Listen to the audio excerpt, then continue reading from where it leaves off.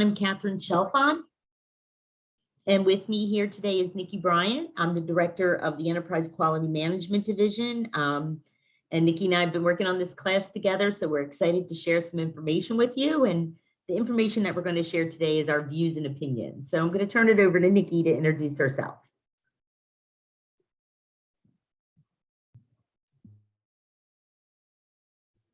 You're on mute, Nikki. I would start off like that today. Sorry. Hi, I'm Nikki Bryant. I am the communication lead for EQMD, and I am going to be one of your instructors today. Thanks, Nikki. All right, so let's get started. Thanks for being with us. We have a lot of information to cover today. And we had a pretty long night last night. We got a little bit of a late start and we ran a little bit over. Then I had some issues and I was disconnected. So it's all about technology. If Nikki or I drop off, we'll get back on, or if one of you drops off, just try to hop back on. So let's take a look, and you're probably going to ask me to make my screen. Yeah, let me see here. Toolbar, let me move my toolbar. Okay, let me get in slideshow mode. All righty, so here's our ground rules for today.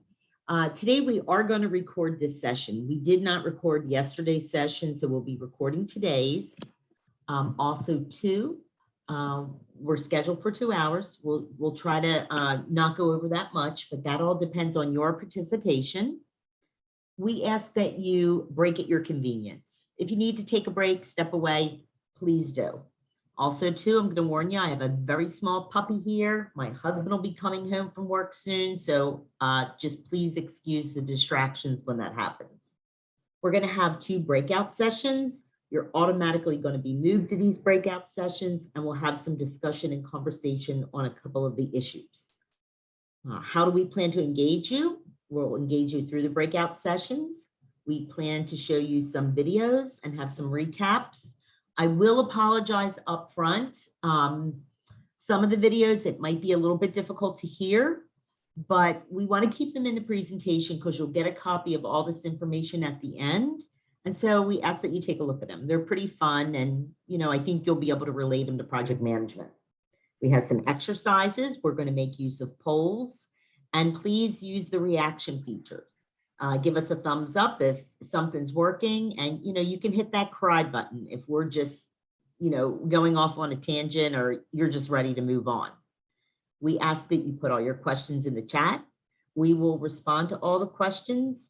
We're going to have Kristen monitor that chat for us because we have a lot of things going on, and I have one small screen in front of me.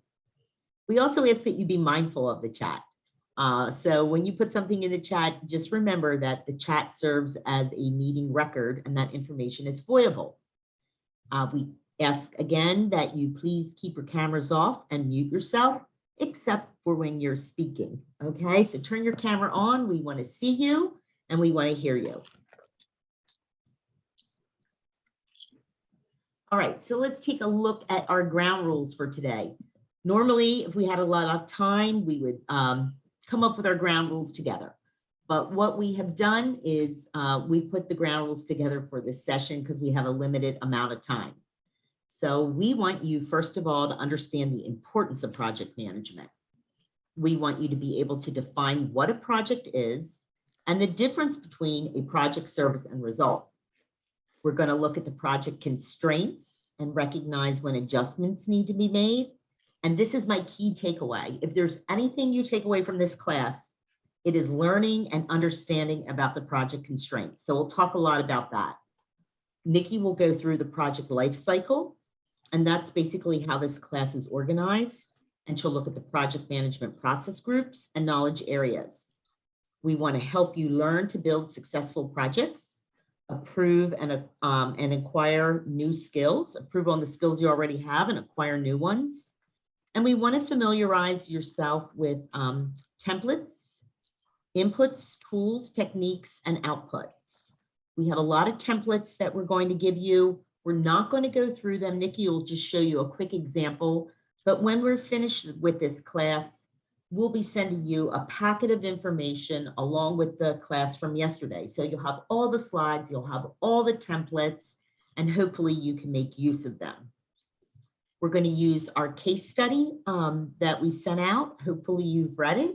If not, that's okay. But it is a really good case study. So take some time and read it. And most of all, we want you to have fun today. All right. So the chart here, it says, let's change these statistics. And the graph on the slide has nothing to do with the statistics. In fact, these statistics come from a Project Management Institute 2021 survey. And I'm not going to go through and read them all, but I'm just going to look at 4 of the statistics here. As you can see, the first statistic on this slide says that 70% of all projects fail. And this is really an eye-opener. 70% fail. So we're hoping that with you being with us here today, we can flip the script and help to reduce that percentage. We don't want 70% of all projects failing. The second bullet talks about how organizations undervalue project management. And those that do see 50% more of their projects failing.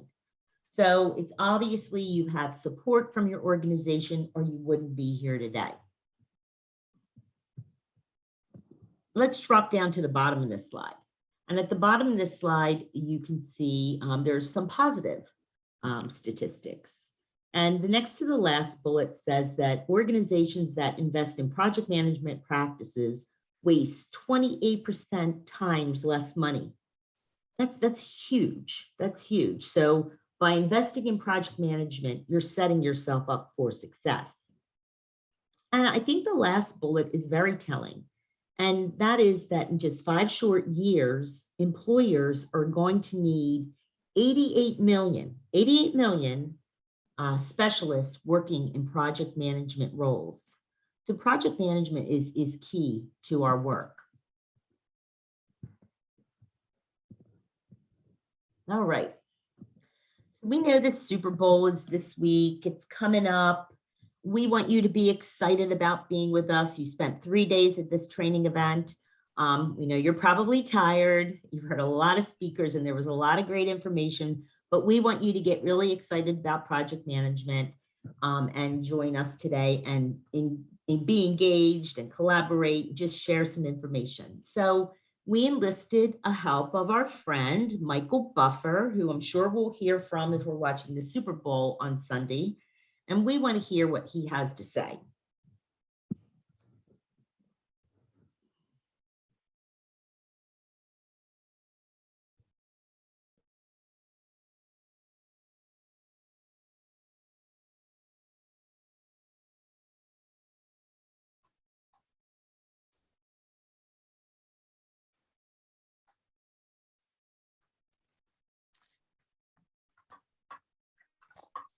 Hey, Catherine, we may have to do it verbally because I don't think the audio on that worked. I am happy to do it if you need me to. And you're muted, Catherine. I think that's why. Why don't you do it for us? I believe that the point of that video was, let's get ready to rumble. It was. Wow. Let me stop sharing real quick. And I want to make sure when I share again,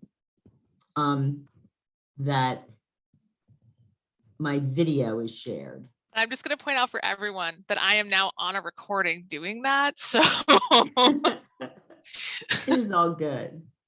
Okay, so let's, anyway, it was Michael Buffer, and I don't know how much he gets paid each time he says that, but he's in the right business. We know that, right? Okay, so let's go back into my screen. Aha. That is why. Do you see that little button? I didn't click it. And while we appreciate you, Kristen, we are going to play it one more time again. It was for nothing now. Is the moment the world has been waiting for. Let's get ready to rumble! for the 1,000. Could you hear him? Yep, it worked great Okay. that time. Okay, great. All right. Well, we need to be able to hear because we have a lot of videos in store for you. So we're ready to rumble. We're ready to talk about project management. But before we do, we need to take a step back in time, okay? So let's take a look at the history of project management.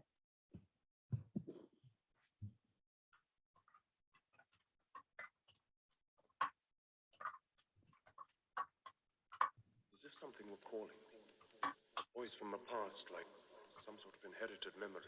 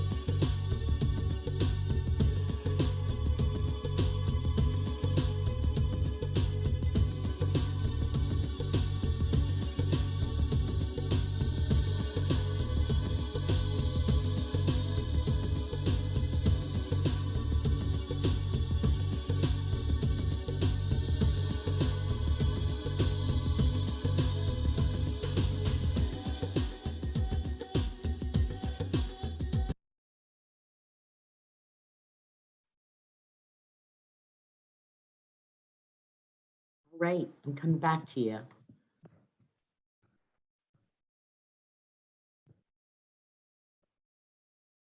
All right, can you see my screen? Throw it into presentation mode. That would be great. Okay, here we go. All right, so let's get this in presentation mode and let's have a conversation about this video.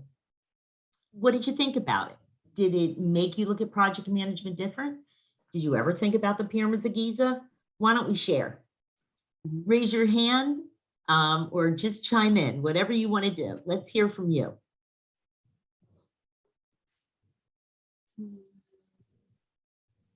Everybody speak at once. And as a very quick note, everyone should be able to unmute themselves because this is a slightly different setup than our original plenary session. We've got a note in the chat, never thought about the pyramids being planned that way.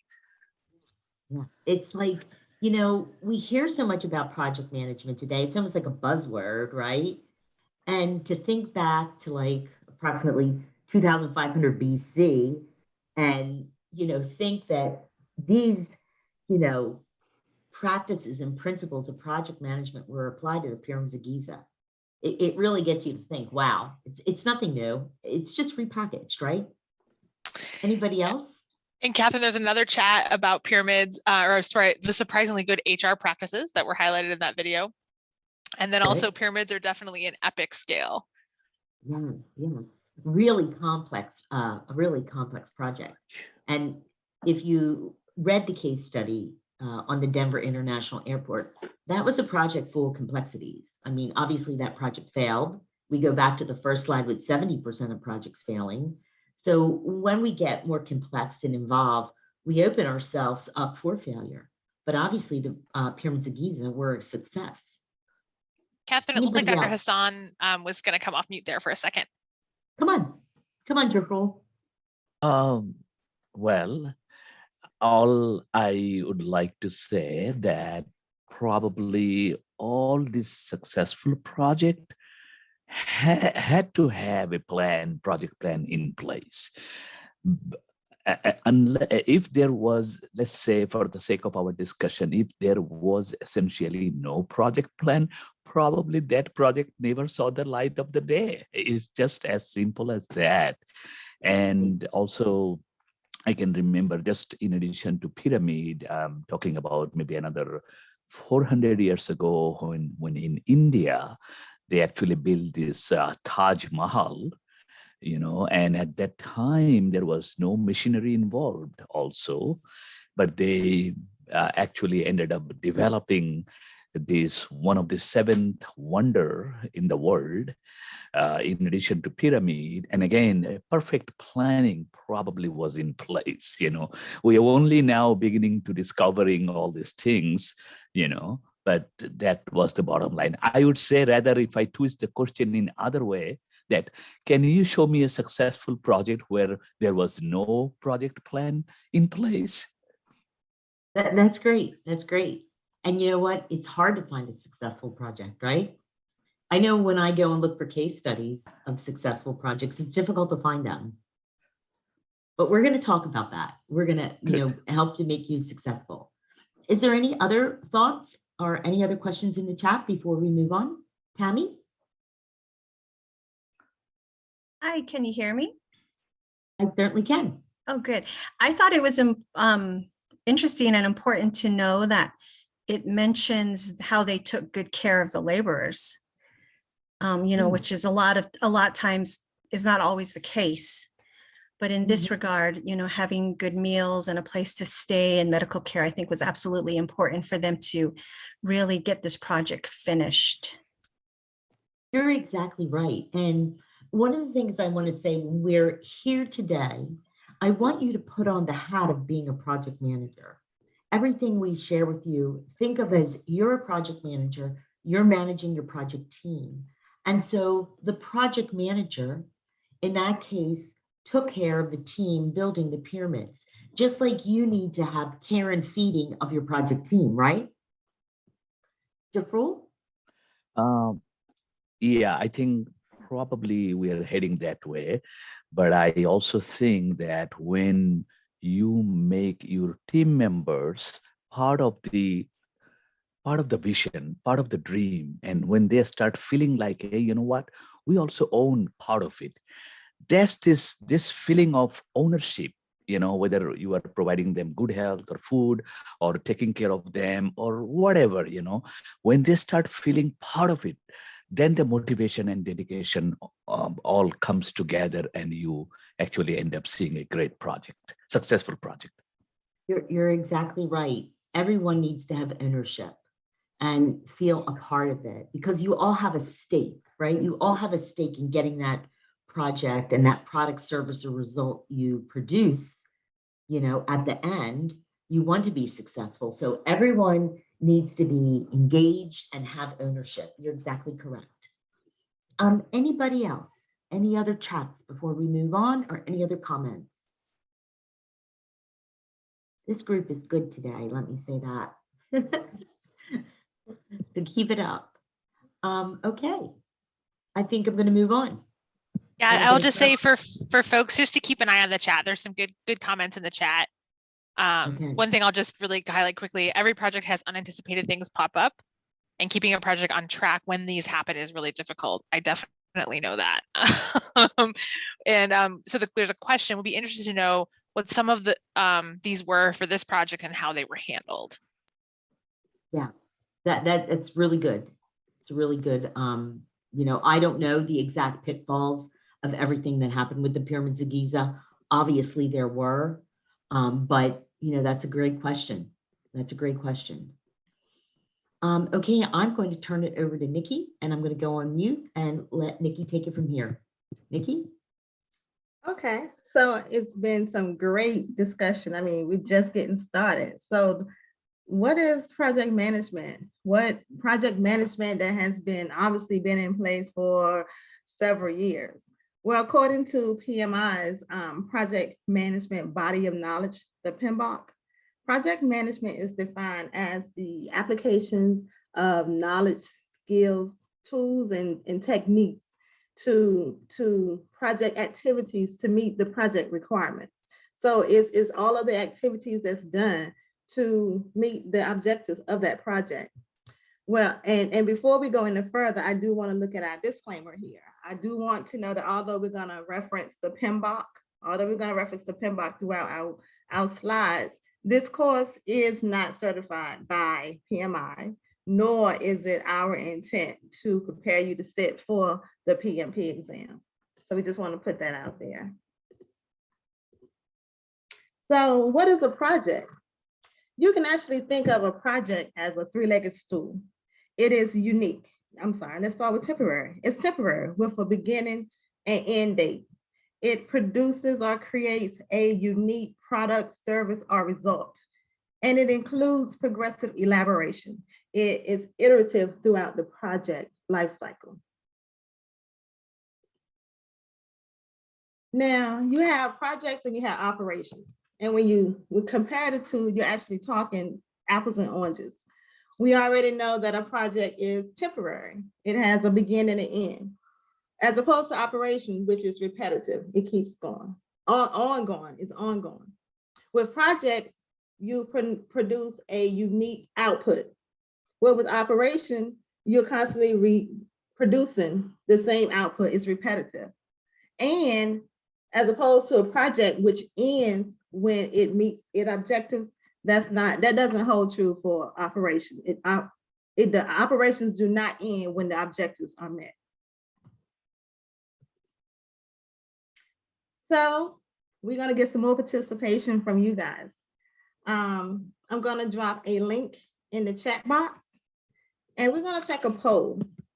If you can click the link in the chat box,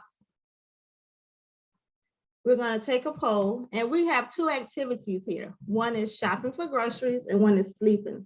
So we're going to get your take. Can you just answer what you think shopping for groceries is? Is it a project or an operation, or maybe even both? Can you see the screen with the results of the survey? Just want to make sure you can see. Yep, it looks great. Okay, all right. Okay, so it looks like an operation. Shopping, okay, we still getting some more votes going in. We have a tie for both. Oh, a lot of people, okay. This is interesting, this is good. Yeah, we definitely getting a little more participation today and different opinions from yesterday. So shopping for groceries, okay, so we're getting an idea. So some people feel that it's actually a tie here right now, honestly, between the operation, between both an operation and a project, or just a project. And I can understand why. I mean, with a project, you have a beginning and end. I'm going to spend 30 minutes in the grocery store. That's my end, beginning and end. I got a time frame, right? So I got another one for you. Let's see. Let's see if we can get the other one up. All right, what about sleeping? Do you feel it's an operation, project, or both?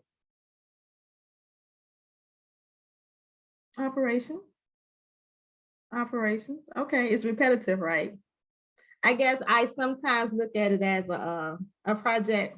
I just need a quick 30-minute nap. So that's my beginning in to make it a project, right? All right, thank you. Good participation. Thank you. All right. I'm gonna turn it back over to Catherine to talk about the golden nugget. Okay, thank you, Nikki.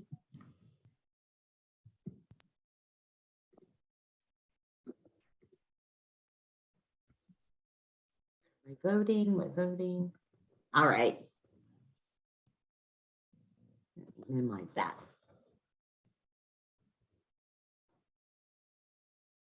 All right. So when we were going through our objectives, I talked about constraints on a project. And again, this is, for me, my key takeaway here.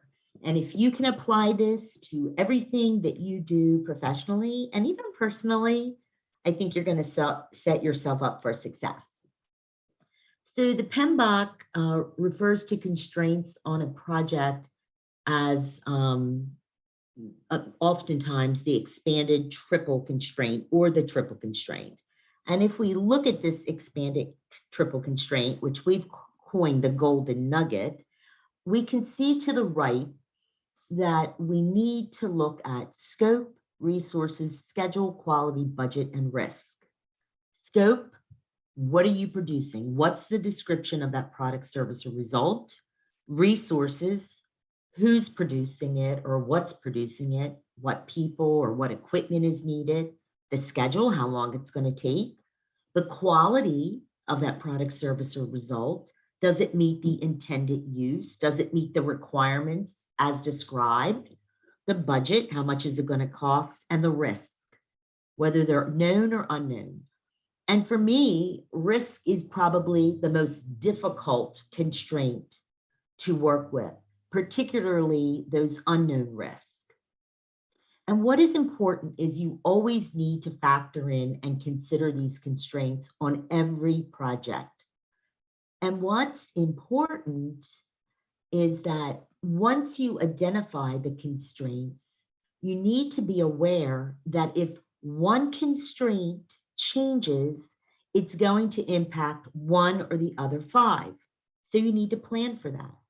For example, and I'm sure this has happened to many of us, if not all of us, you're working on a project, and let's just say you're building a database, and someone, 2 months later comes and says to you, well, I want that database to produce this report, okay?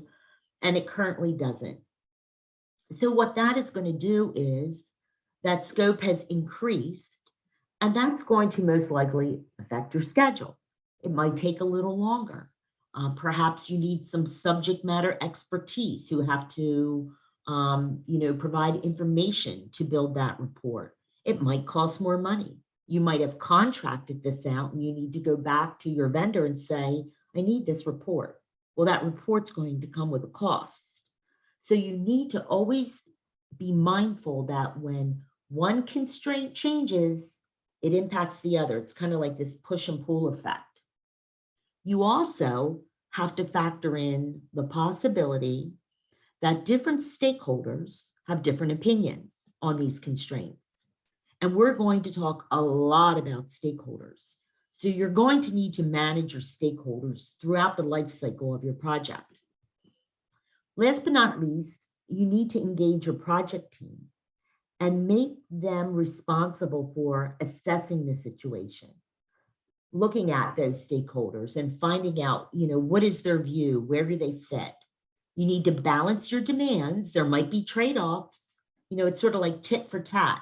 If I need this, I'm going to need that, right? And then you always need to be communicating, right?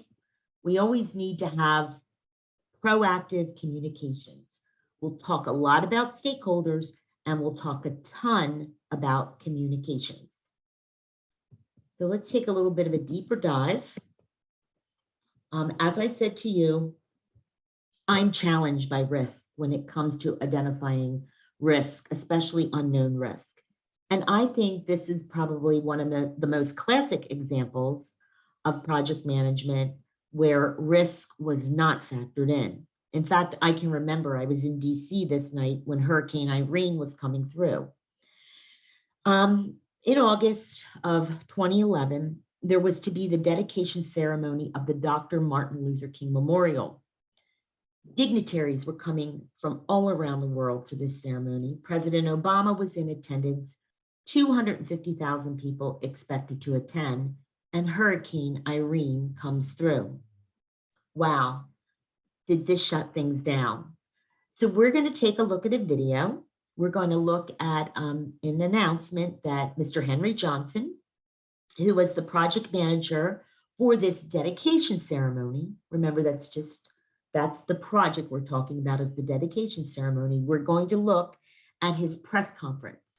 And when we're done, we're going to go into breakout sessions and we're going to have you discuss risk and what Mr. Johnson perhaps could have done better or what he did well. So let's take a look at this Dr. Martin Luther King Memorial dedication ceremony.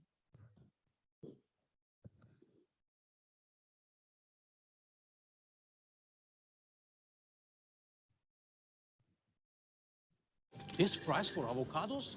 Can you hear it? Lidl must have reduced overheads. Yes, but it's showing the Think commercial. exotic Okay, moves to perfect. smuggle avocados straight from the tropics.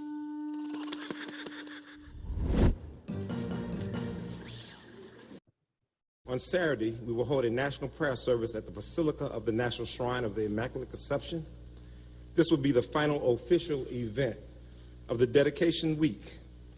We have worked with the Park Service to ensure that the memorial will be open to the public, weather permitting, on Friday from 12 noon to 10 p.m., on Saturday from 8 a.m. to 12 noon. Finally, the official dedication ceremony, previously scheduled for Sunday, will be moved to a date yet to be determined in September or October. In the words of Dr. King, we must accept the finite disappointment, but never lose infinite hope. It's really frustrating. I know Irene is a part of our natural, ecosystem. We really want this event to happen. So, yeah, we're a little sad about it.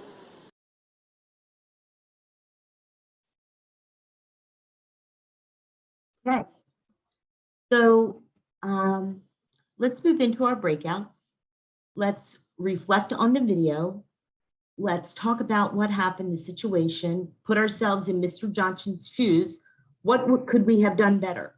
Okay. So Kristen, are you going to move us? Talking into my mute button. Yep. So the way this is going to work is you're going to get put into a room automatically. It will automatically close after 5 minutes, but there'll be a 60-second countdown, so you actually get 6 minutes.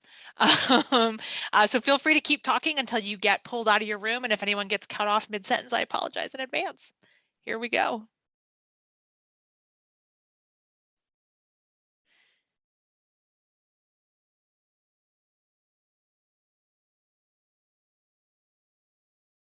All right, looks like everybody made it. Okay. I think it's something to drink real quick. All right, we should see people trickle back in.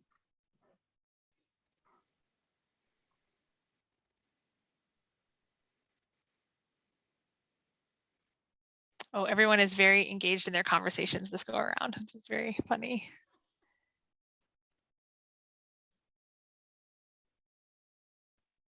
Hey, everybody, welcome back. We're going to let folks trickle back from their breakout rooms and then we'll jump back in.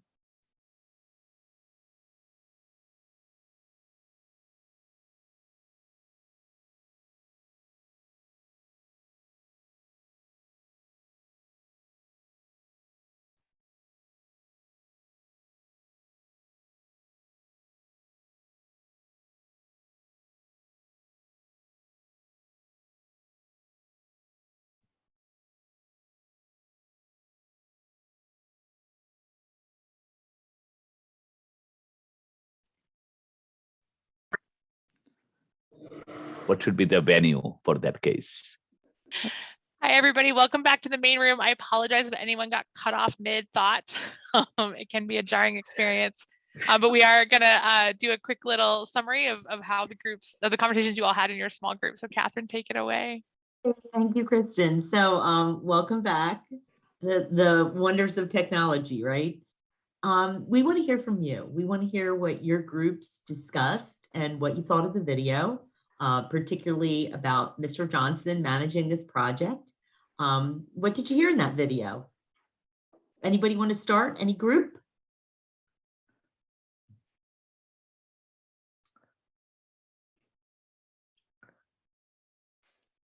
Well, this is Drew Watkins. I can talk for our group.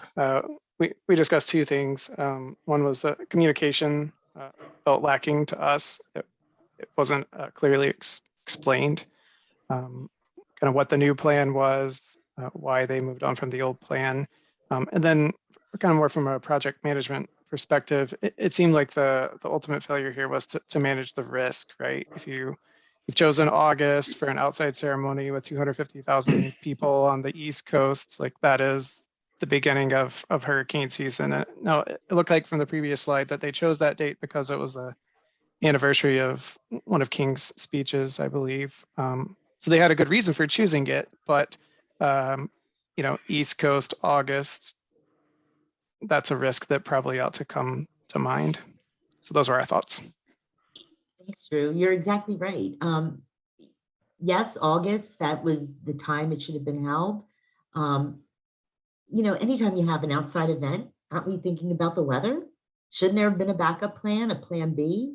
When he's speaking, he says, well, in September or October, but he should have been able to give the date during that conference. And oh, by the way, 250,000 people, dignitaries, the president. Perfect. Anybody else? Another group, some more feedback?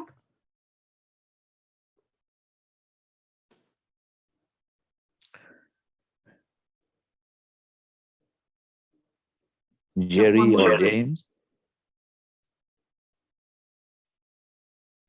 Sure, this is James. I will speak briefly to what the two things our group came to as well, was something very similar to what Drew mentioned. And there seemed to be a lack of communication, even though maybe the audience knew at that moment in time what the issue was, just to be clear and have clear, concise communication seemed to be an issue. The other thing was not only taking into consideration the risks, but having a plan, a weather plan, just in case things go wrong, seemed like a misstep that there usually is for these kind of things, especially when it involves high-level people like the president. There's kind of a secondary plan. And those are the kind of the two things we brought up, unless anyone else in my group can add on if I miss them. That's great. Thank you. Exactly. Communications was the key, and it was lacking for sure. I wanted to add something. Please, go ahead. Yeah, for the press conference, there were no question and answer session before you walked off stage. And sometimes Q&As, it helps people understand and clarify and not misinterpret like the press usually does. That was good. Yeah, there was no Q&A. So, he came out, read a blanket statement, and off he went. And it was vague, that statement that he read. Again, September, October. Well, when in September or October? Great. Yeah. And Catherine, I think while this is Jafrul, while we were having in our breakout discussion, either Jerry or James also used another term, and I'd just like to repeat that, which is over communicating. I think sometimes, as sensitive as this situation was, sometimes over communicating is better than under communicating. And we thought that during that news conference, whatever you can call it, probably they were not doing the communication appropriately. That's great. Thanks for sharing that, Jafrul. And we're going to talk about communications over, under, and the way we need to communicate depending upon the audiences or our stakeholders who we're communicating with. It's not that easy, and we need to make adjustments and tailor it. So for sure, I definitely agree with that. Let's move on, okay? I appreciate the participation. This is really nice. So let's move on. And I want to just, before I pass things on to Nikki, I want to just talk a little bit about the product life cycle. And the reason we want to, we've inserted this here is because sometimes we use the word product and project interchangeably, and we shouldn't be, okay? They're two separate terms. So as you can see, a product, service, or result is an output, where projects produce a product, service, or result. So we just say to ourselves, we need to be mindful, because a lot of times we'll say product or project. Also, too, when we look at the product life cycle, we can see it shown here on the slide, and it consists of 5 phases. I think the easiest example is to look at our smartphones that we have today, right? And we can see, if we look at the product life cycle, it starts at product development. So we could go all the way back to Alexander Graham Bell. And if I take myself, I could take myself as a child in the late 60s, and we had a telephone that was on the wall and in the kitchen. In the 70s, that phone was now olive green. It still had a dial, and it had a longer cord. So there were some advancements that were based upon the demand of the consumer. That phone continued to grow into the 80s and 90s. It was then push button.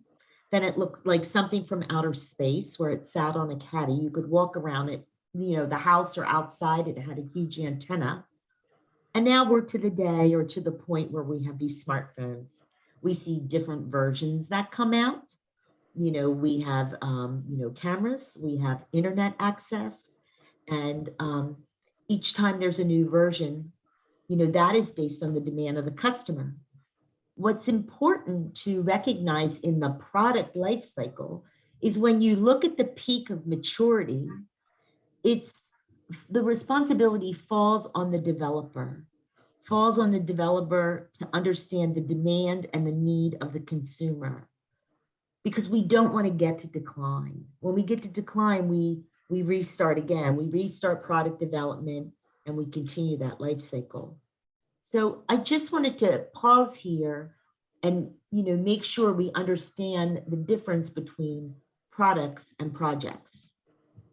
All right, I'm going to stop sharing and pass it over to Nikki.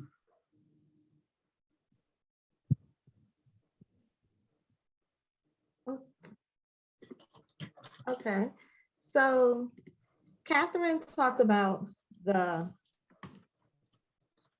product life cycle, and here we're going to talk about the project life cycle.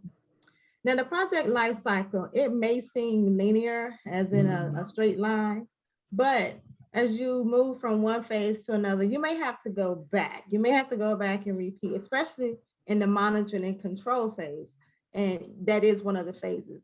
So it's not as linear as it shows here on the slide, because, and especially in the monitoring and control phase, because you may have to go back and replan and start over again. We're gonna dig deeper into each of the phases here, but before we do, we need to talk about tools and techniques. Inputs, tools and techniques, and outputs. So inputs are what's needed to get something started, to get the process started. It can be internal or external.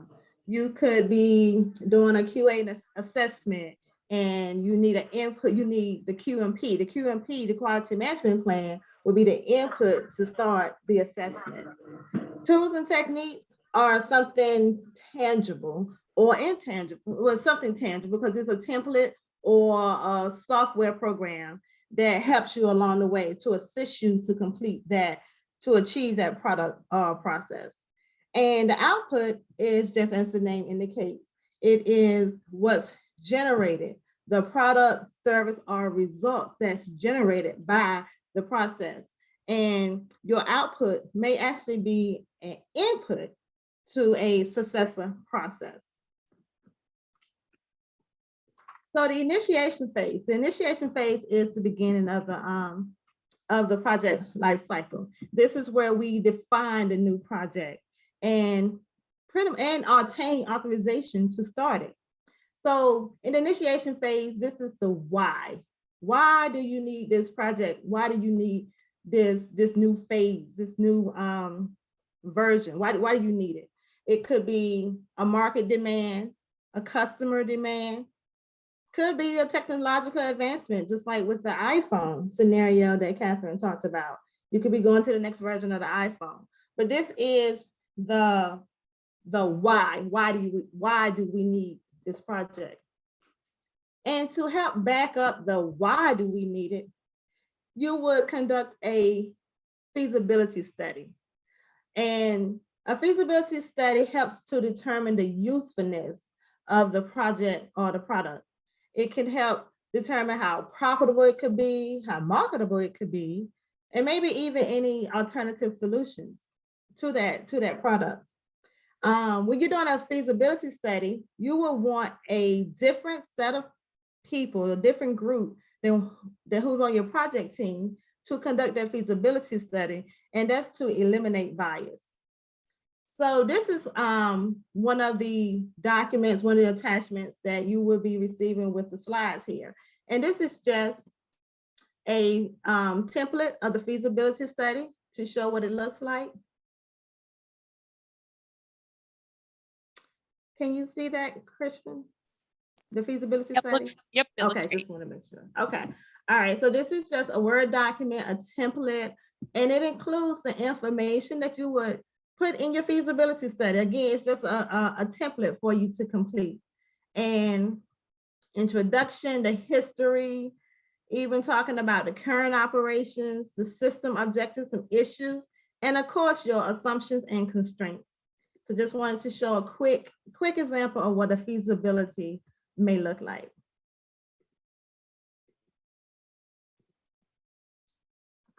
Also in the initiation phase, this is where you develop the charter. The charter provides an overview of the project and its goals. As a matter of fact, with the approved signed charter, this is what starts authorizes the project to get started. It's a formal record of the project, and it's the direct way for senior management to formally accept the project and commit to it. In the charter, the approved signed charter, you identify the project manager. And once you get that identified, your project manager identified, that's when you can start putting resources or assigning resources to the project. So the charter is a very important key document. It approves the start of the project. It approves the start of the project.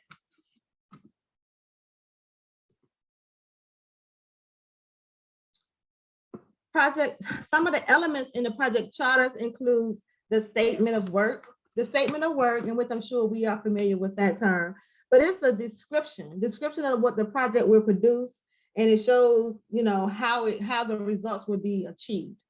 The project scope, it sets the boundary of the project of what it will do or what it will be and what it won't be. So it kind of set the boundaries, that scope. This is what this project is gonna do.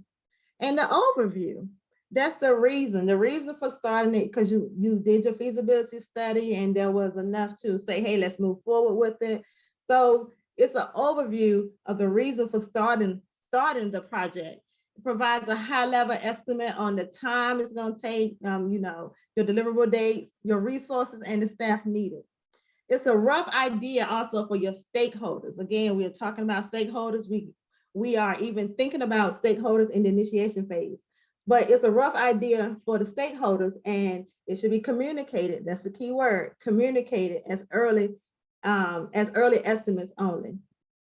So we have a video here from the Ocean 11 movie, and we're gonna take a quick look at the video and just kind of pay attention to some of the elements of the charter, the project charter, and how they, interesting enough, in Ocean 11, they were using project management.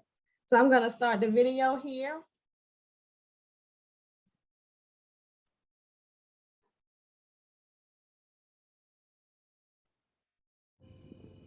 Gentlemen, the 3000 block of Las Vegas Boulevard, otherwise known as the Bellagio, the Mirage, and the MGM Grand. Together, they're three of the most profitable casinos in Las Vegas. Let me see. This is the vault at the Bellagio. It's located below the Strip, beneath 200 feet of solid earth. It safeguards every dime that passes through each of the three casinos above it. And we're gonna rob it. Smash and grab job, huh? Slightly more complicated than that. Oh, yeah. This is courtesy of Frank Catton, new blackjack dealer at the Bellagio. Okay, bad news first. This place houses a security system that rivals most nuclear missile silos. First, we have to get within the casino cages, which anybody will tell you takes more than a smile. Next, through these doors, each of which requires a different 6-digit code changed every 12 hours. Past those lies the elevator. This is where it gets tricky. The elevator won't move without authorized fingerprint identification, Which we can't fake. and vocal confirmation from both the security system within the Bellagio and the vault below. Which we won't get. Furthermore, the elevator shaft is rigged with motion detectors. Meaning if we were to manually override the lift, the shaft's exit would lock down automatically, and we'd be trapped. Now, once we get down the shaft, though, then it's a piece of cake. Just 2 more guards with Uzis and the most elaborate vault door ever conceived by man. Any questions? 我们为什么不从地下挖个洞钻过去呢？ No, tunneling is out. There's sensors monitoring the ground 100 yards in every direction. If a groundhog were to nest there, they'd know about it. Anyone else? You said something about good news? Yeah. The Nevada Gaming Commission stipulates that a casino must hold in reserve enough cash to cover every chip it play on its floor. That means, on a weekday, by law, it has to carry anywhere between $60 and $70 million in cash and coin. On the weekend, between 80 and 90 million. On a fight night, like the one 2 weeks from tonight, the night that we're going to rob it, 150 million without breaking a sweat. Now, there are 11 of us, each with an equal share. You do the math. Exactly. I have a question. Mm-hmm. Say we get into the cage and through the security doors there and down the elevator we can't move and past the guards with the guns and into the vault we can't open. Without being seen by the cameras. Oh, yeah, sorry, I forgot to mention that. Yeah, well, say we do all that. We're just supposed to walk out of there with $150 million in cash on us without getting stopped?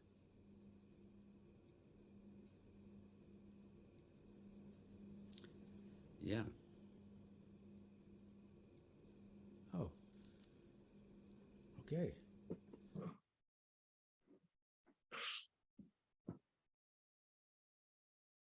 Okay, I'm coming back to you. Okay, so let's recap. Any comments on the video as far as the project? Any of the elements in from the charter that they kind of brought to attention in their attempt to rob the casinos? Feel free to take yourself off mute. This is Jerry. The time in between the steps, like how long they have to do this and that. You got 5 seconds to do this. You got 20 seconds to do that. Yeah. I'm not a criminal or anything, please. We don't dare think that of you. I just watch a lot of those movies. It's kind of funny that project management, when you think about it, they use project management to rob the casino. Well, probably none of us would be willing to a member of that project team, even though 150 million is, a stake. Again, to me, it looked like, by the way, this is Jeff Rule. To me, it looked like a very complicated, extremely complicated project to begin with, and where every step of the way, there are extreme risk involved. And I really like the last question where the gentleman asked, let's say we get through everything, but then how we are going to be working out with all those money? And I don't think so that that question was really answered. You know, he said, yeah, we will do it. But again, how they will get out and I'm sure all the alarm will go off by the time. I don't know. Anyway, right. Well, they definitely had a committed project manager and team members for that project, for sure. For sure. Good conversation. Thank you. Oh, I'm sorry. Go ahead. I'm sorry.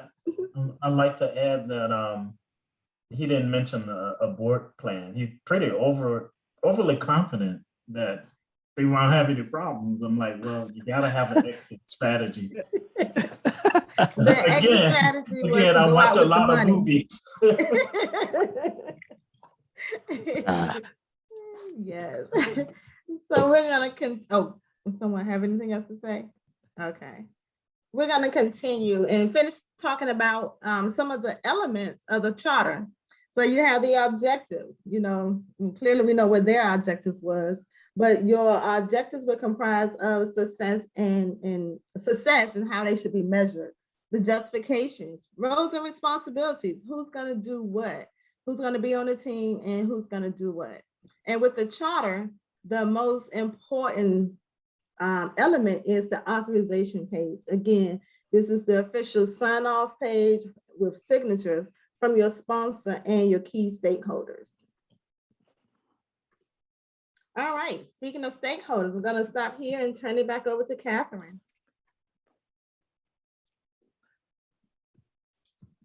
Thank you, Nikki.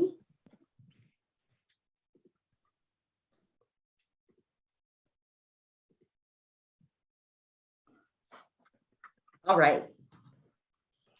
Okay, so let's talk a little bit about stakeholders. So stakeholders are those individuals or groups of an organization who may affect or be affected or perceive they're going to be affected by the decision, activity, or outcome of a project.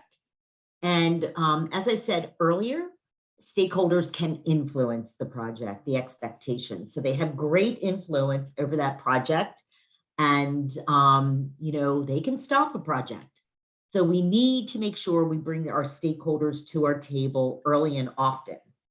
And we need to manage the relationships that we have with stakeholders.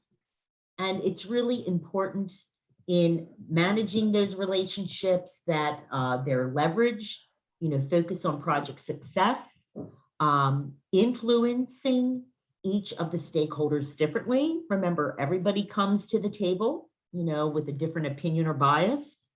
And we need to recognize that stakeholders have different information needs and they want to receive information in different ways. All right, so we're talking about stakeholders, we're managing them, and one of the techniques that you can use is a stakeholder classification model. Very simple, you just draw 4 quadrants, and you're going to look at the interest of the stakeholder, and you're going to look at the power or authority that the stakeholder has. Within each quadrant, you can see we monitor, keep informed, keep satisfied, or manage closely. Along the x-axis is the interest, ranging from low to high. And along the y-axis is the power or the authority of that stakeholder, ranging from low to high. So for example, let's say we're building a park and, you know, the people in the town maybe have some children, they want their kids to play at the park. They're really interested. They have a high interest in this park being built, but they don't control the funds. Yes, they pay taxes, but they don't control the funds to actually build the park. So they would have a high interest in the park, right? But they would have low authority or power. So we would need to keep them informed. Whereas someone who sits on the board, perhaps the director of the Parks and Recs, Perhaps they're up for re-election next year. They know their constituents want this park built. They have a high interest, but they also have power, high power or high authority because they have funding for the park. So we need to manage closely that director of parks and recs. All right. So now what we're going to do is we're going to go back into our breakouts. And we want you to think about, and hopefully you read the case study, but we want you to think about the stakeholders that were in the case study, whether it's the airlines, the city, the passengers, the chief engineer, and where would you fit them? Pick one of the stakeholders from the from the case study, and where would you fit them on this classification model? Let's have a 5-minute discussion about that and then come back and share your thoughts. So Kristen, will you move us? Yep, this will be the same as last time. I have switched the rooms up a little bit, so every group should have at least 3 people. Here we go. Again, 5 minutes with a 60-second countdown.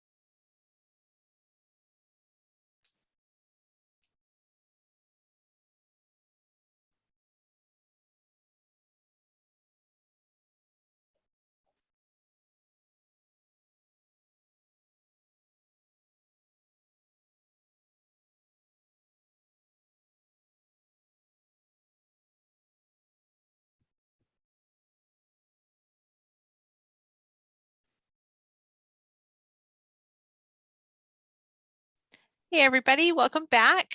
Hopefully fewer people got cut off mid-sentence that time around. I'm going to turn it back over to Catherine and she'll facilitate us through a discussion. Great. So welcome back. So Nikki and I were doing a time check. So we're at 45 minutes. So we want to hear from you. We're going to go through our slides a little bit quicker. But what did you think about stakeholders? And if you read the case study, the Denver International Airport case study, is there anybody that wanted to share? How would you manage those stakeholders? Let me pull that classification model back up. Did anybody talk about the airline passengers by chance?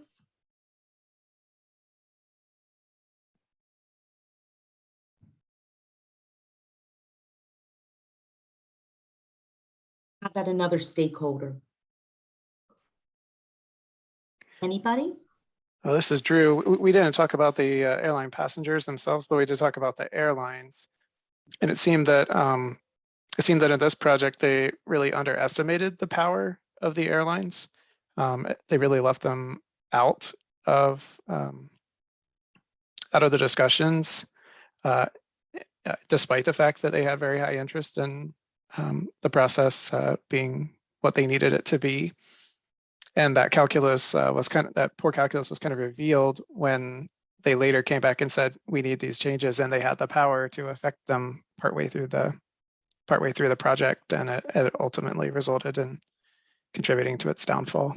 Yep, great, exactly. They obviously weren't, again, it was a very complex project, but they obviously weren't thinking about their stakeholders and that influence that they had on the project. Anyone else?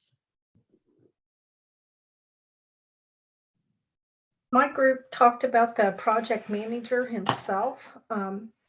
Even though he was an engineer, he didn't have any experience in building a baggage system like this. And then he dies in the middle of the project. The knowledgeable people that knew about this baggage system, they weren't even listened to. And of course, the project it wasn't completed on time. It kept getting pushed out in the future. And that there was another thing that they tried to get 16 companies to bid on the process, but only 3 did. So that Right. tells you something, that if nobody's interested, something's wrong. That's So exactly correct. yeah, they didn't have the proper planning right from the beginning. Right. If you'll notice too, the company that did the feasibility study actually won the bid. And as you know, in that feasibility study, they warned everyone that this project is very complex, but yet they won the bid. So, I thought that would be very interesting. And like you said, the, chief engineer wasn't listening to anyone. I mean, they had examples from Munich, from their airport. And, they should have relied on those lessons learned, that historical information, and applied that to this project because it was similar. Anybody else before we move on?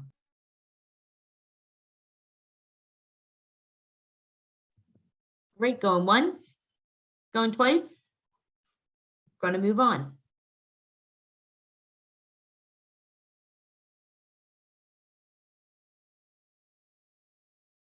So basically, once you identify your stakeholders, you need to document your stakeholders. You need to write them down. You need to develop a stakeholder register, basically providing all the contact information for your stakeholder. And as I said earlier, you need to do an assessment. You need to really look at those stakeholders. What are their expectations, and understand their influence? And last but not least, you need to classify them. Are they internal? Are they EPA? Are they external? Are they our state and tribal partners, for example? And here again, do they support?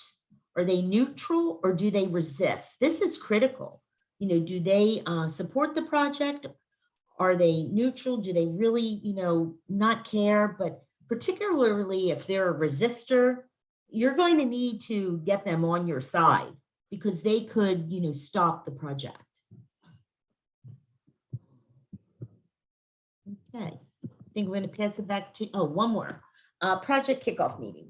So with every, a project, you need to have a kickoff meeting. As you know, there should be an agenda, you have introduction of key players, you provide a project overview, and you have a Q&A session to make sure everybody's on the same page. Now I'm going to pass it back to Nikki.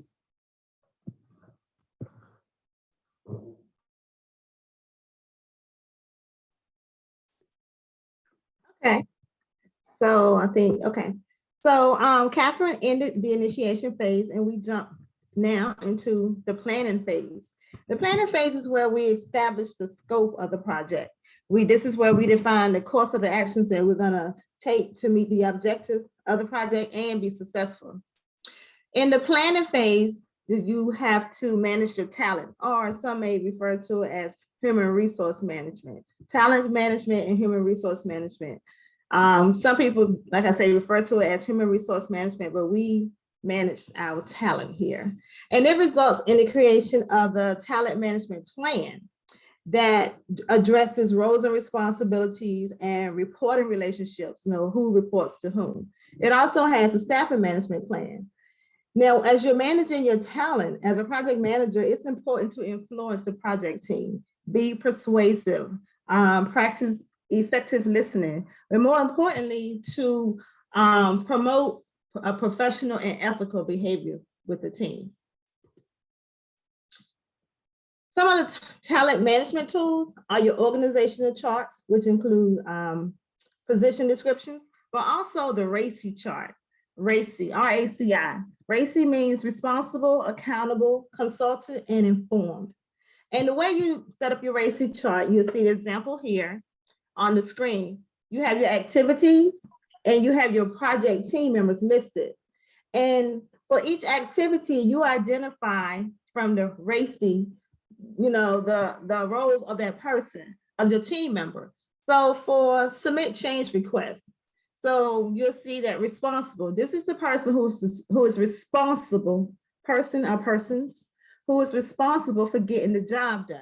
In this case, it'll be Linda and Jeff. So we put an R, we'll put an R under them. They are responsible for getting the job done. Accountable. This is the person who's ultimately accountable for the process and the task being completed. In this case, it's Connie. And the responsible persons are accountable to the accountable person. And then consulted. These may be your subject matter experts or your stakeholders. They are not directly involved in the task, but they might need to be consulted. In that case, it would be Nikki. And informed. They only want the output. They want to receive the output from the activity. And in this case, it will be Bob. So this is a way to manage, this is a tool, the RACI tool to manage, your roles and responsibilities and who's going to carry out what. All right, we're going to turn it over to Catherine to go into communications. Okay, share my screen.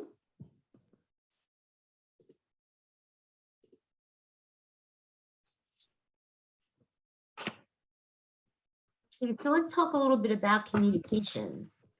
And, remember we talked about the communications matrix. And basically, when you look at communications, this leads to a communications management plan. Here we'll provide you a template. Again, it's a Word document. In our office, we have to use a communications management plan. We have to prepare this for every major document that is posted to our website. So when we're working on our documents development, they need to have a communications management plan. What is important about the plan is that it provides for consistent messaging, and it also makes your job easier because you can really select the information that's in the plan and use it for different communications project or products. So you always have the same messaging. So, whether you're providing, say, frequently asked questions, an introduction to that, or say you have a fact sheet or a desk statement, you're telling the same story. And your communications plan lays out who's responsible for what communications. We're going to take a quick look at something that's referred to as the Abilene paradox.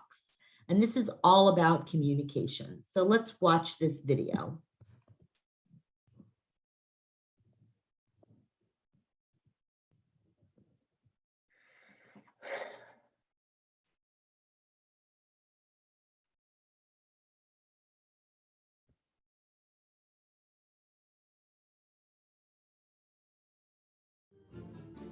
In our work and personal lives, nothing is more satisfying and rewarding than conflict with our friends and coworkers. Or not. What do y'all say we get in the car, go to Abilene, have supper at the cafe? Through the hilarious story of a family domino game, CRM's The Abilene Paradox, 2nd edition, asks the probing question, what if our problems stem not from conflict at all, but from agreement? What's this Project X? An albatross. The guys down in R&D think they can turn peanut oil into jet fuel. Peanut oil into jet fuel? You gotta be kidding. Did you ever try to turn peanut oil into jet fuel? Why in the world are you getting married? I gave Sue a ring. Now I'm marrying a girl I don't even love. I don't even like him. In fact, I can't even stand him. But how could agreement be a problem, you ask? Silly, when we don't communicate it with each other. What do you mean, y'all? I didn't want to go. You're the culprits. Don't call me a culprit. You and Daddy and Mama are the ones who wanted to go. So why don't you tell them you think it's a dead end? Not me. That project is a sacred cow. Along the way, the Abilene Paradox exposes the often irrational fears we all have about voicing unpopular truths. Mama, we're not gonna get married. For your lack of support for Project X, you're fired. Excuse me, sir? What did you say? I said, I'm glad we're all fired up about Project X. In fact, the Abilene Paradox shows us how much words are the dangers that await us if we don't speak up. We're in the Wall Street Journal again. Wait a minute. You're not laying this off on me. Want to bet? CRM's The Abilene Paradox, 2nd edition, shows us how we can have the courage of our convictions. Hear me out. I honestly don't believe Project X will work. I I don't know about you, George, but I don't really want to get married. And help our teams and ourselves to grow and flourish. Do you realize what you're saying? Yes, CRM's the Abilene Paradox will help you and your team make better. Stop that video. Not sure where you Out of there, come back. Let me expand my screen here.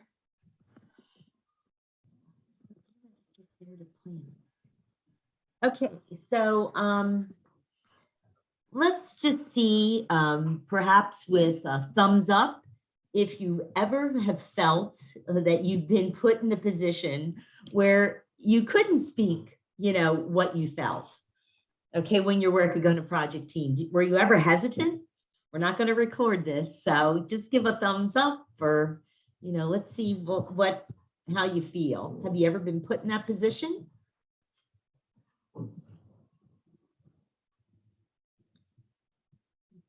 Use the chat feature. Okay, see a couple of thumbs up.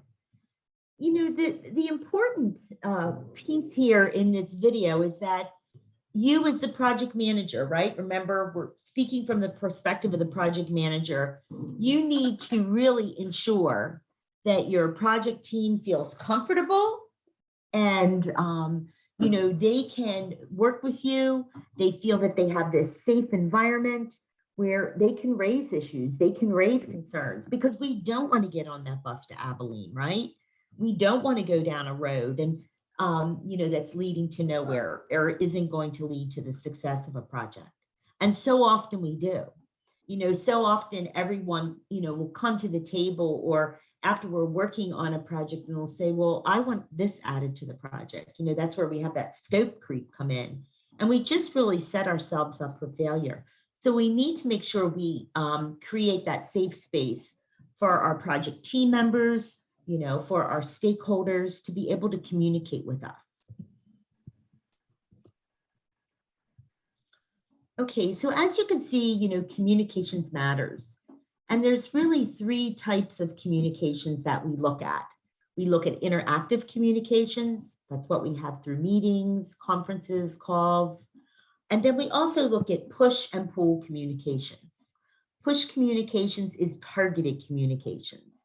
You have an intended audience, specific message, specific recipients. So we push the communications out. Where we have pull communications, we have a larger audience. We have a large amount of information. So that's where we make use of SharePoint, the web, databases. We might have a training site. So that's the difference between push and pull. Going back to risk, one of the things that we need to do is we need to identify those common project risks. And we can definitely see this when we look at the constraints on a project, especially scope, schedule, and cost. Schedule is very easy to see. We can look at delays, and we'll share some tools that you can use to help you in managing your schedule. But participants, you also need to identify who are those participants for that risk identification. So when we're looking at the constraints on a project, we, as the project manager, need to engage our project sponsor. We need to, they're the ones that have authorized the project, and we need to keep them engaged and keep them up to date on those project risks. And that's basically what this table is displaying here, the different type of risk and who those participants are for risk identification. Next, there's multiple ways that we can do this, multiple techniques. Historical information, probably one of the best, pieces of information that you have when you start a project. You don't want to reinvent the wheel. So throughout the course of your project, you need to be capturing those best practices and lessons learned. What's important is when we look at lessons learned, we don't want to, look at the lessons learned and compile them after the fact, at the end of the project, but rather keep a simple list of them. I know I use an Excel spreadsheet, and I just keep my lessons learned, whether they're best practices or areas needing improvement throughout the life cycle of the project. Also, there's some other techniques that you can use, but the two I want to point out are brainstorming and nominal group technique. And you know what brainstorming is? It's just a free flow sharing of ideas, but you need to look at who you're brainstorming with, because you may want to use the nominal group technique. There may be individuals who don't feel comfortable, sharing or contributing, and they have a lot to share and contribute. So you really need to make sure you tap into all those great ideas from everyone that's working on your project. Identifying your risk leads to the creation of a risk register. And so let's take a look at a few examples where we'll look at the roles and responsibilities. Now, I just want to say that, every project is different. It comes with complexities. So things are going to look a little different when you're doing your risk planning. These are just some examples here on this slide. You may do a root cause analysis. You might look at the probability of something occurring, going from categorizing it from high to low. But what is important here is that anytime we can visualize, right? We can visualize our information. We are better off in communicating that to our stakeholders. As they say, a picture's worth 1,000 words. Here again, an example of a risk register. And what's really important with the risk register is to, keep track of the risk, a small description, sorry about that, I'm jumping here, giving a risk rating, and I keep jumping, and let's go back one more time, giving a risk rating and looking at that strategy or contingency plan. How are you going to respond to the risk? These last two columns are key. What's the mitigation of the risk? When we look at responding to risk, we can either have negative or positive responses. And so what this table shows you, on the left, you have your negative responses, and on the right, you have your positive responses. On the left, you can avoid your risk, for example, or you can share the risk. And a lot of times we see this when we contract out work.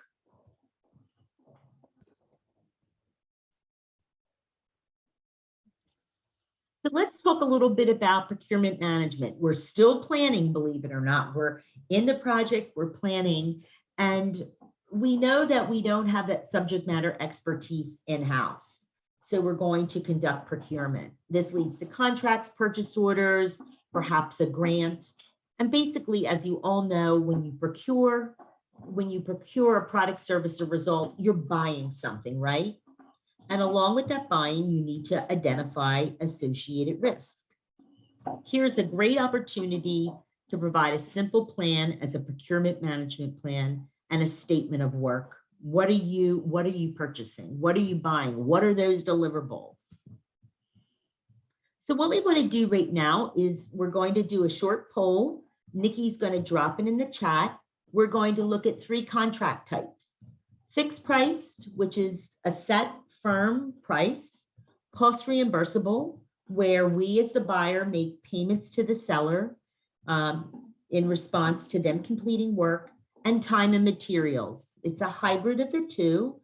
And me as the buyer, I'm, purchasing something from the seller who's going to charge me at the number of hours used, the amount of equipment used, the number of time. So let's take a look at the chat. Let's do a Menti poll and tell us, of the 3 types of contracts, fixed price, cost reimbursable, time and materials, where do you feel that you as the buyer have the most risk?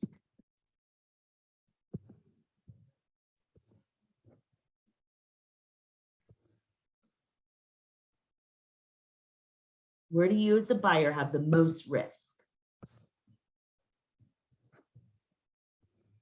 And I think I need to stop sharing my screen.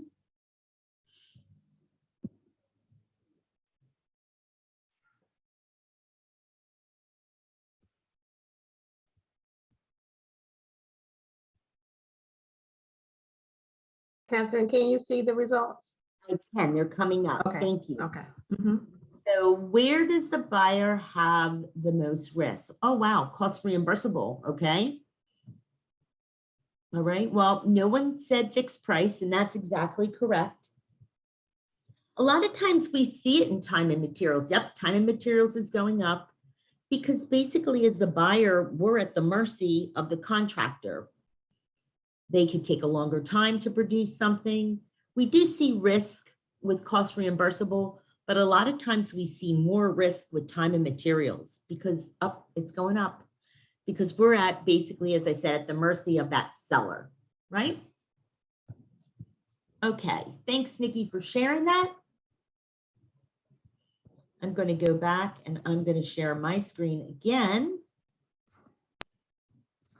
Close out Menti.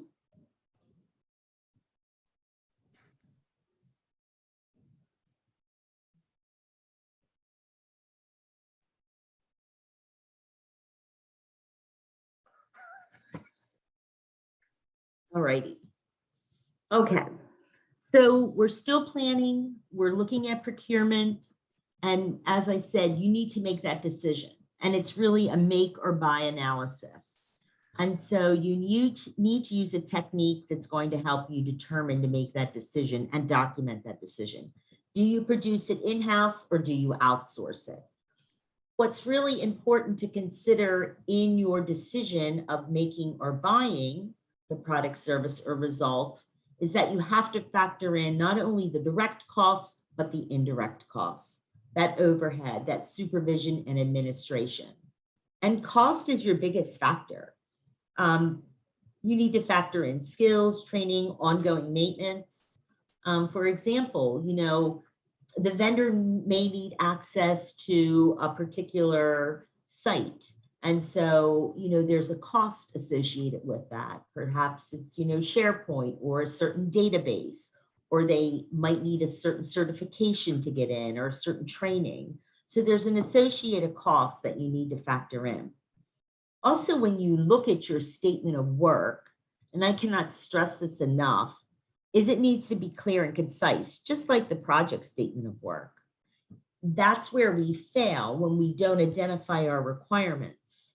We need to exactly state, if I say I want to buy a blue pen, my idea that blue pen, I may have, in the back of my mind, I want a blue colored pen outside casing with blue ink. But if I just say blue pen, I could get a blue pen outside casing of blue, but I could get black ink. I didn't specify with blue ink. So we need to be very clear. We need to be very concise with our statement of work. And this takes time. We need to ensure that we have, that this is included in all our procurement items and that a statement of work exists for each item. There needs to be a description of each deliverable, each item that the vendor is providing for you. And now I'm going to turn it back to Nikki. Okay, so as we close out the planning phase, we have to manage our stakeholders. Stakeholder management. Stakeholder management is an iterative process, and it's a process where you develop your strategies of how you're going to engage your stakeholders, how you're going to communicate to them. And from this phase, it actually leads to the stakeholder management plan. In the stakeholder management plan, it is important to be aware of what categories your stakeholders fall into. We kind of talked about that earlier. Your stakeholders, we started thinking about them when we initiated this project. So as you are aware of if they are a supporter, a resistor, it could help you have a successful project. Here in our example on the slide, we kind of list our community from our stakeholders from our baggage claim case study. So I think someone actually mentioned during the discussion that the chief engineer, okay, he was one of our stakeholders, but he was unaware, inexperienced. We had the city who was neutral, but we had the passengers in the city who were supportive of the of the project. So just being aware of what categories your stakeholders fall into. We're gonna move into the execute phase, So we have a little cartoon here from Dibert and his supervisor. I'm just gonna give you like a quick minute to just read the clip there, and maybe a show of hands. How many have been in Dibert's shoes? He's always having some issue with his boss. So Dibert and project management. So just a quick peruse of the cartoon here. And anyone ever been in his shoes, felt the same way? And I asked, but I can't even see any hands going up. But I'm sure we've all been there before, especially trying to lead these projects. We've all been there with last minute change requests. But in the stakeholder management plan, in the execute phase, this is where we manage our work. We manage the project, the activities defined in our project management plan, and the approved changes.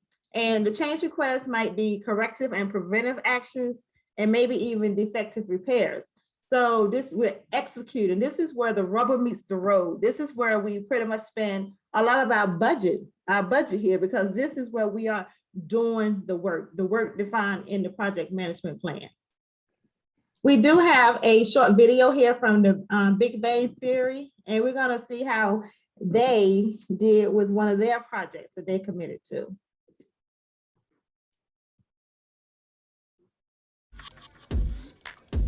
Let's do great things. Wonderful things. I'll cut to the chase. The Air Force believes there's an application for this technology, and we're interested in funding your research.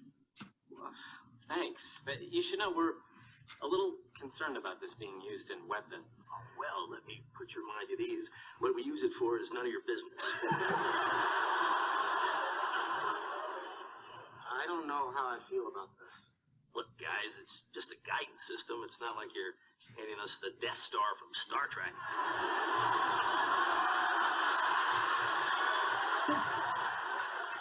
All you need to worry about is right now it's this big, and you need it to be this big. That's a lot less big. Yes, it's this much less big. I'm not even sure that's possible. Well, I ran it by some colleagues at MIT, and they thought they could get it done in 4 months. 4 months? Yeah, we'll do it in 2. Hi, I'm Dr. Sheldon Cooper. I'm the actual brains behind this project. Also, engineers aren't real scientists. MIT is a trade school, and the Death Star is from Star Wars, not Star Trek. But otherwise, thank you for your service. It's pretty late.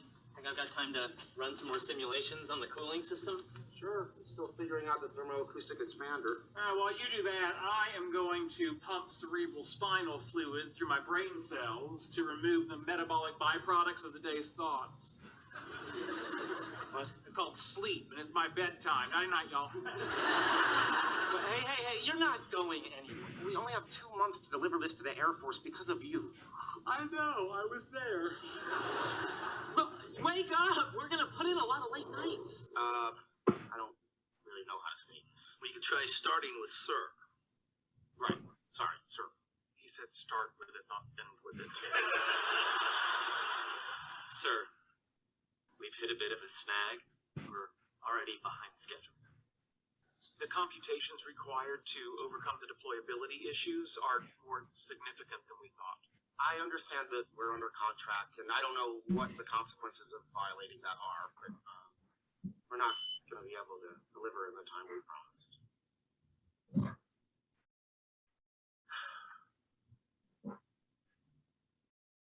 How long do you need? We're thinking 2 years. All right. That's it? You're okay with that? Well, you think you're the first government contractor who isn't going to deliver on time? Still waiting for a big space laser rig in order to beat the commies. Thanks for understanding, sir. Yes, thank you so much. We'd be really appreciated. All right, pressure's off. Want to see a movie? Popcorn's on me.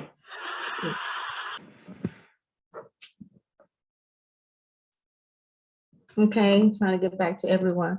So, any thoughts? Any thoughts on the video? Let's see if we can get some conversation going here.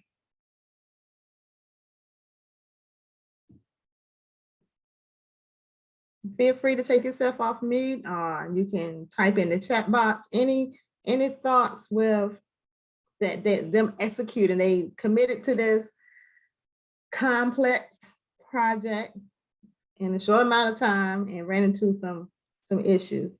Any thoughts? Okay. There's chat that says promising unrealistic time expectations on work to get completed. Yeah, you're exactly right. Yeah. Trying to beat the competitor, right? Yes. Okay. In the essence of time, just going to move forward. I do thank you for the comment, and you're exactly right. I am going to stop here and turn it over to Catherine, who's going to talk to what's dear to our heart here, quality assurance.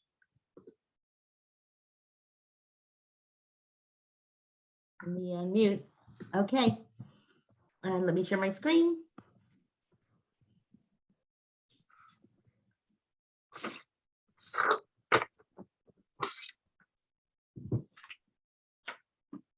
All right. So you all could teach this portion of this class, QA professionals. And, you know, basically we're in the execution phase and we're performing quality assurance. Here again, a picture's worth 1,000 words. Anytime we can, you know, use diagrams to map out or chart what is happening, we just set ourselves up for success. But the key is here that when we're executing, we need to make sure that, again, those quality requirements are planned in the project up front. While we need to inspect for them at the end, which is important, we need that planning up front because we just don't want inspection at the end of the project. Because when we just have inspection, that's when we have rework, we have scrap. So we need to make sure by the time we're getting to executing that everybody is on the same sheet of music. Also, too, when we look at performing quality assurance, we can look at assessments, conducting assessments, and look at process analysis. You know, how are we doing? What are the issues? What are the constraints? And we can do this by looking at a root cause analysis. You know, what is the symptom? What is the underlying issue? You all know this. It's, you know, basically, I have a headache, but why do I have a headache? Well, I have a sinus infection, right? So, you know, that's basically what we're doing in executing with regards to quality assurance. When we're executing, here's the project manager, we need to acquire our project team. And it's really important to understand that sometimes you, as the project manager, do not control these resources. So you're relying on volunteers. You might have a detail or some type of specific project set up where an individual from another office, you know, assist you. So you have to acquire your project team. You're going to make pre-assignments of your team members in advance. You need to know who's on the team. You need to do some negotiation sometimes. We have Linda Himmelbauer on our staff from Region 8. She's working on document development and the directives, and she's on a detail. So that required some negotiation to get her to be on our team. Again, you might outsource, just like this conference this week. We outsource to Raw Strategic to be responsible for the logistics and the facilitation. You know, we've all done this for 2 years, virtual teams. It's working, you know, and no longer do you physically all need to be together for that team to work together. You're probably all familiar with the forming, storming, norming, and performing, the stages of team or group dynamics. And so that is going to come into play. You know, we talked about it in the beginning that the team needs to feel a part of the project. So it's your role as the project manager to acquire and seek out that talent. You may use multi-criteria decision analysis because you want to select the best of the best to be on your team, right? You're going to look at cost, experience, ability, and skills. So when you are in the execution phase, you need to develop your team. One of the tools that we have at the agency is the Talent Enterprise Diagnostic. Unfortunately, this isn't available for our state and tribal partners. But basically what the Talent Enterprise Diagnostic does, TED, is it allows you to determine the competencies, those knowledge, skills, and abilities you need to fill that team, right? And one of the things I think that's really important to note, especially with many of us being QA managers, is we need to look at those soft skills and improve on those soft skills. You know, often the QA manager may be in an office and, you know, you'll hear, here comes the QA manager, right? Because you've, you know, built this perception that you're just coming and, you know, you're running a gotcha program. So we need to be consultants, and you want your project team to be consultants, right? Also, too, we talked about ground rules. You need to establish ground rules and let everybody have a part in those ground rules. You need to look at recognizing and rewarding those team members. And you also might need to provide some training and have team building activities. We're executing and we're managing that project team. So we need to keep track of the performance of the team members. And I want to make it clear that this isn't the personnel performance system where you're rating your team members, but your team members need to be held accountable, as Nikki shared in the RACI diagram. They need to provide you deliverables on time. They need to meet their schedules, and those deliverables that they're working on need to meet the quality requirements that are set out. You know, unfortunately, we don't like to talk about it, but conflict is going to happen. And so there's different techniques for resolving conflict. They're shown here, but I think the most important one to touch on is collaboration and problem solving. You know, when we collaborate together and we, you know, have conflict, if we can come up with a solution, just with anything, we're going to be better off.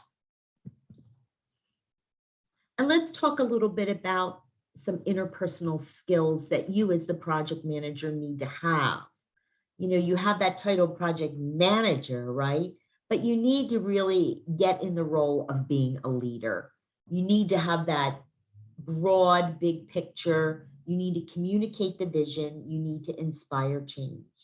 You also need to be an influencer because we want to get the project to success. We want to complete it. And you need to have effective listening skills.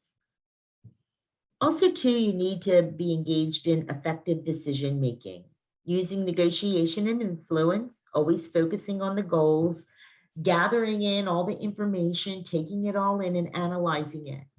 But with regards to effective decision making, and I talked about this on Tuesday in our opening comments, is that you're not going to always please everybody.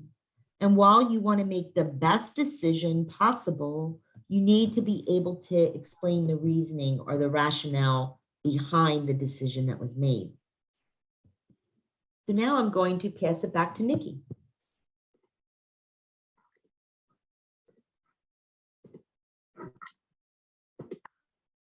Okay, so we are still in the execute phase, and now we're going to manage communication.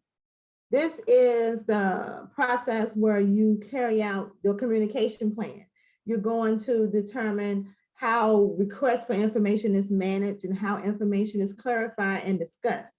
During this phase here, you're going to include performance reporting, such as status reports and project progress.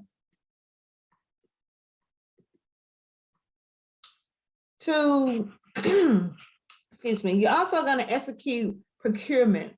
This is where you're going to obtain proposals from sellers You're going to evaluate those proposals and award a contract. So the output of this process conducts procurements. This is where you're going to have your selected sellers who they have a draft contract, which is going to lead to the final contract and award, and an agreement which what the seller is going to provide or perform for you. As we close out the execute phase, you're going to manage your stakeholder engagement. This is an iterative process. It includes how you're executing it. You are managing it, not how you're actually carrying it out. You are communicating and working with your stakeholders to meet their needs and expectations and manage issues. You're gonna address concerns by anticipating risk, clarify and resolve issues. And what's key with this phase is developing an issue log to handle all your change requests that comes in. So this is the executing phase where you're doing the work. All right, we're moving into the monitoring and control phase. Now, the monitoring and control phase is an iterative process, and it's throughout the project life cycle. Throughout the project life cycle, you're checking and rechecking, making sure you're on time, making sure you're on budget. Now, the difference between monitoring and controlling. Monitoring is the assessments of measures and trends that affect process improvements. Controlling is determining your corrective or preventive actions.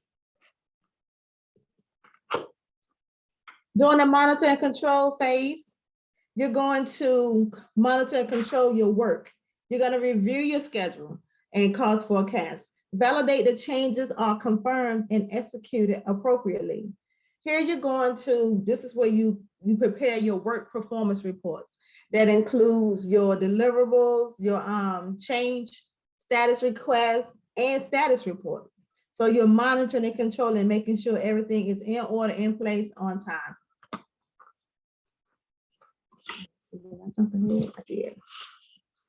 Okay. Here in the perform integrated change control. And you can take a minute to read the cartoon here, but with the integrated control change process, this is where you are reviewing change requests and you're managing them and communicating the results of those. The project manager is the ultimate authority of change requests. They all come into the project manager, and they can come from stakeholders, your sponsors, they can come in, but they have to be approved. This is how you manage the scope, because you got something new that wants to be added, but it has to be approved.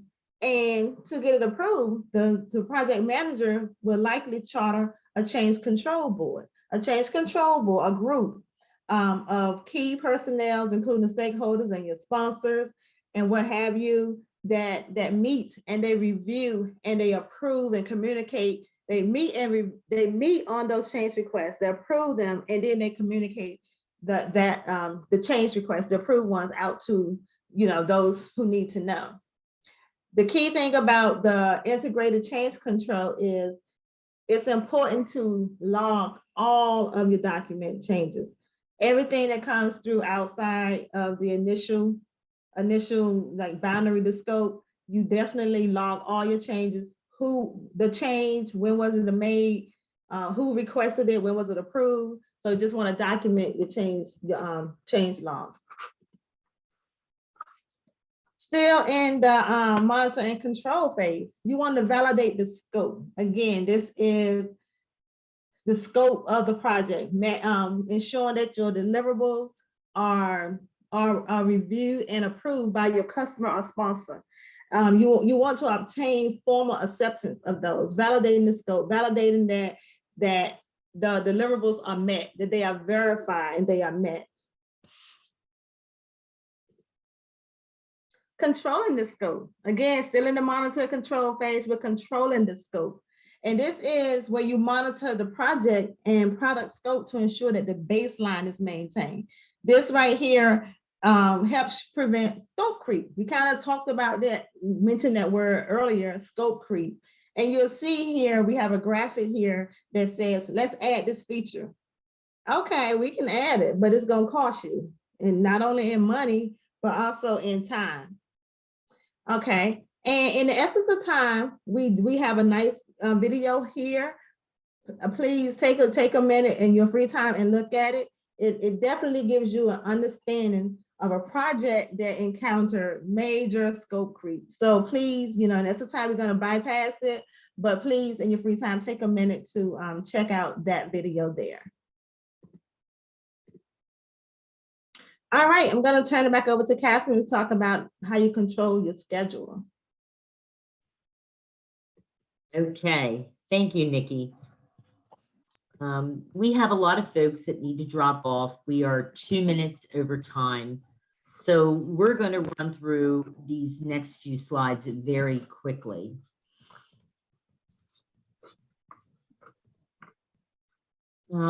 Okay, so basically we have about 11 more slides. So normally what we do here is we complete what's referred to as a network diagram, and we look at the critical path. The critical path is basically where a project manager needs to focus their resources. It helps you control your schedule. And if you don't have Microsoft Project, I really encourage you to ask for Microsoft Project. It will help you with your schedule. And it also, once you input your information once, you are able to share your information in multiple ways, okay? So depending on your stakeholders, you could show a Gantt chart, you could show a list, you could show a calendar, for example, and you only need to input your data once. But what we will do is we will send you a copy of the critical path exercise to include the solution. And again, it's really important in helping you manage those activities throughout your project schedule and ensure that your project is completed on time. So we're controlling our schedule, we're in monitor and control. We also need to control our costs. We do this through a cost management plan. And a lot of times we see project managers and project management teams use the concept of earned value management. And I apologize, my puppy is running around with a Gatorade bottle. So anyway, basically what earned value management is, it's a comparison of the planned value against the actual costs. That's one technique. We can also look at forecasting, making use of both quantitative and qualitative data. And we need to look at short-term and long-term forecasting, and we can look at performance reviews. Here again, I think this Dilbert cartoon, I feel like, I've experienced this before and had conversations about scheduling and quality, but we need to control quality. You all know what this is all about. You need to, validate those deliverables, and you need to look at prevention and tolerance. Controlling quality also comes with quality metrics, and those metrics can be outputs, numbers, sometimes we refer to them as beans, counts, or outcomes. What was the impact? What was the value? We can use checklists, and we can also use inspections, reviews, peer reviews, or walkthroughs. All this leads to quality control measurement. We need to continue to control our communications. We've been talking about communications today. It's an integral part of any project, and it occurs through the entire life cycle of the project. We need to control our stakeholders, monitor our relationships, strategize, and make any adjustments. We're always striving to increase the effectiveness of engagement throughout the life cycle of the project. We're still in monitoring and controlling, and we're controlling those risks. Again, as Nikki showed you in that first graphic, it continues to happen throughout the project. And these are multiple ways that you can do that. Controlling procurements. Just because we procure or buy something doesn't mean everything that the seller gives us is acceptable. So we need to not only manage the product, service, or result that the vendor is producing, we also need to manage our performance relationships. And two, it's critical that once your project is closed out, that you do a performance review. Would you hire that contractor again, right? So that's very critical. And now I'm going to stop there and I'm going to turn it over to Nikki, who's going to talk about closure and wrap us up. Okay, we are now at the final phase of the project life cycle, the closure phase. The closure phase is a phase that a lot of project managers that they overlook. They are so excited that they finish the project that they don't officially close it out. The closure phase is where you finalize and close all activities across the entire project. You know, as a project manager, you work to make sure that the work is completed and objectives are met, and you collect your final records, your historical records, including lessons learned, and you archive that information for future use. Your historical information will always be your starting point for a new similar project. And lessons learned, they're collected throughout the project. What worked for you, what didn't, what we could do better. So you collect those throughout, but this is the information that you capture and archive in the closure phase. You also have to close those procurements. You have to finalize those claims and archive that information. Ensure completion of all the contracts. For your procurement audits, you identify again your historical records. You know, what was a success or failure for organizational awareness.